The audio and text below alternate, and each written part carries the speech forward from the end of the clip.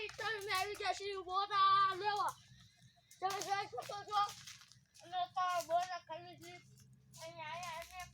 આ વડવાઈ આયા છે તો જો વડલે ટીંગાવામાં આવી ગયા બોરા ખાવી આયા બોરા ખાવા આવી ગયા છે આ વડવાઈ છે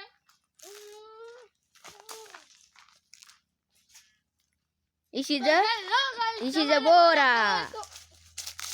આ બીજા બોરા ખાવા હાય ગાઈસ બોરા ખાવા આવી જાવ